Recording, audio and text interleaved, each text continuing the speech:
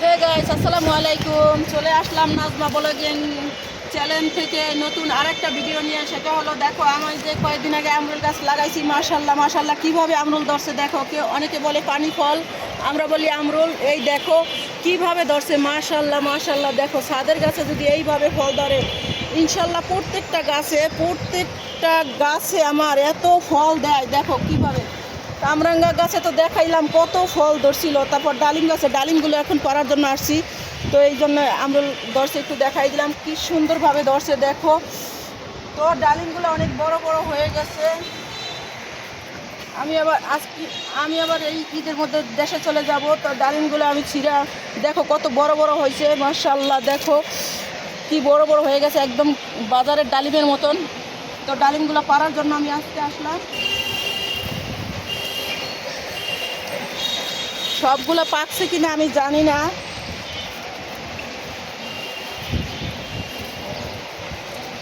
নাও যদি পাকে আমি ছিঁড়া সব থুয়ে যাব।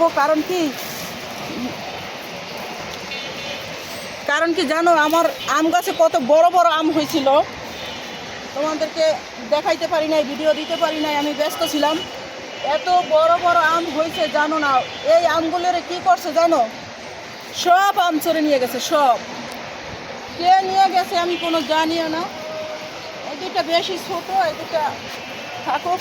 তো আমি এইখান থেকে একটা দেখি যে মাশাআল্লাহ পাকছে কিনা, আমি দেখি ভিতরে কি অবস্থা।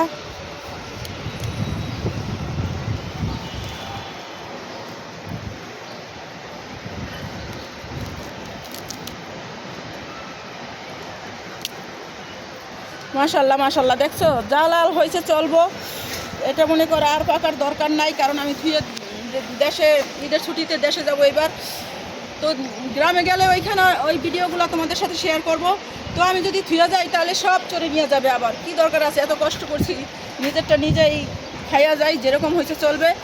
মাশাআল্লাহ দেখো কত ডালিম হয়েছে, দেখো প্রত্যেকটা গাছে ইনশাল্লাহ এত ফল হয় জানো না, এত ফল হয় আমার হাতে। এটা কাইটা দেখি কি অবস্থা। আমগুলো অনেক বড় বড় হয়েছে জানো, একটা গাছে 5টা আম ছিল বড় বড়। একটা আমের ওজন ছিল হাফ কেজির মতো। বিশ্বাস করবো না, আমি আশায় ছিলাম ভিডিও দিব ছোট। এইটা মাশাআল্লাহ একটু ভালো পাকছে দেখো। তো যাই হোক, এই যে মনে করো আমগুলা আমি ভিডিও দিব আশায় ছিলাম, কিন্তু আমি দিতে পারি নাই। এখন আয়সা দেখি দেখো গাছে একটা আমও নাই। এই যে তোমাদেরকে আমি দেখাই, এই গাছটা আমগুলো ছিল, এই দেখো সব আমগুলো চড়ে নিয়ে গেছে। ছাদ কিন্তু তালা মারা, কীভাবে যে চোর আসলো ছাদের উপরে দিয়ে, কীভাবে উঠলো আমি জানি না। একটা আমও নাই, এই জন্য মনটা খারাপ হয়ে গেছে। এত কষ্ট করলাম আমি, আমার আম গাছের থেকে আমগুলো নিয়ে গেছে, আমি একটা আম কাইটেও খাই নাই। 5টা আম কি বড় বড় হয়েছে জানো না। ছোটো ছিল তখন আমি একটা ভিডিও দিয়েছিলাম আমের, তখন অনেক ছোট ছিল।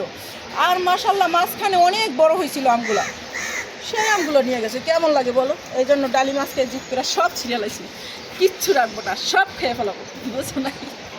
ফিরে যাবো আবার সরে খেয়ে ফেলাবে, দরকার নাই, গ্রামে চলে যাবো, তো এই জন্য সব ছিঁড়ে ফেলাইছি।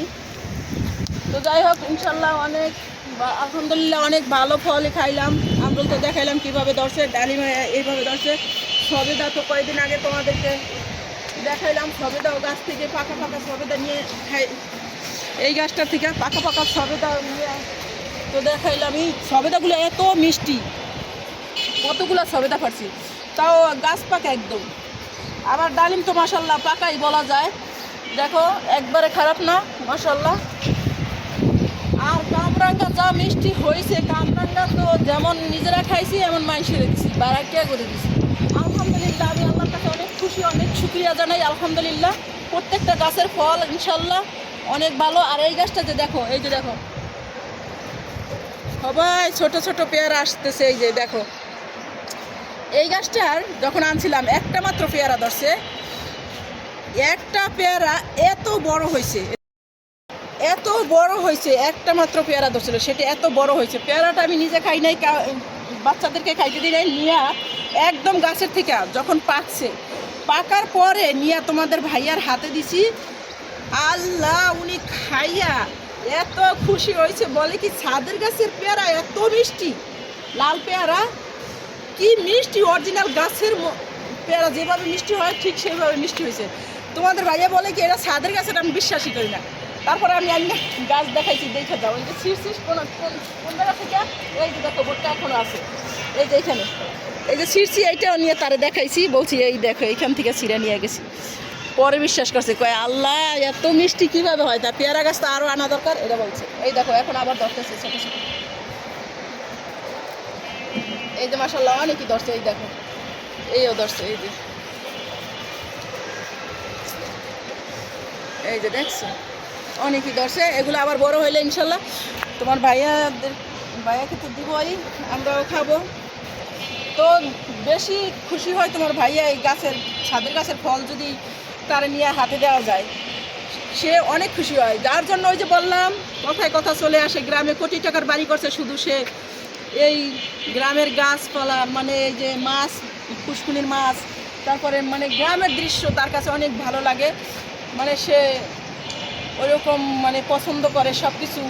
মানে ঢাকা শহর তার কাছে নাকি মরুভূমি, যদিও সে ঢাকার স্থানীয়, কিন্তু সে বলে ঢাকার শহর নাকি তার কাছে মরুভূমির মতো লাগে, গ্রামটাই তার কাছে বেশি ভালো লাগে। যার জন্য আমার বাবার বাড়ি সে কোটি টাকার বাড়ি করছে, এত সুন্দর করে করছে। ঢাকা থেকে সব টাইস সব কিছু ঢাকা থেকে নিয়ে সে অনেক ব্যয়বহুল হয়েছে ওই বাড়িতে, অনেক শুধু করছে, কেউ থাকে না। আমার ভাই যারা আছে, ভাইদের ঘর আছে, তারপরে ওই একদম খালি পড়ে রয়েছে। আমরা গেলে তখন একটু ওইখানে বেড়াই, আমরা ওই ঘরে থাকি, ওই ঘরে থেকেই তোমাদের ভাইয়া কারো ঘরে যায় না, সে ওই ঘরেই থাকে। যার জন্য মানে শখের জন্য করছে। আর একটা কথা আছে, সেটা এখন বলবো না, শখ তো আছেই, আর একটা জিনিস আছে, সে কিসের জন্য করছে এটা বলবো ঘর দেখাইয়া তোমাদেরকে। ঘরের ভিডিও যখন দিব তখন বলে দেবো, এখন বলবো না সেটা। সে কেন বিল্ডিংটা করছে, এত ব্যয়বহুল করে কেন গ্রামে বাড়ি করছে, একদম শুধুই করে থাকে।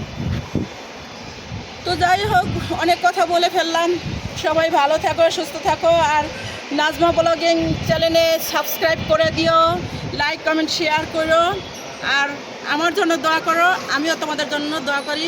Good bye.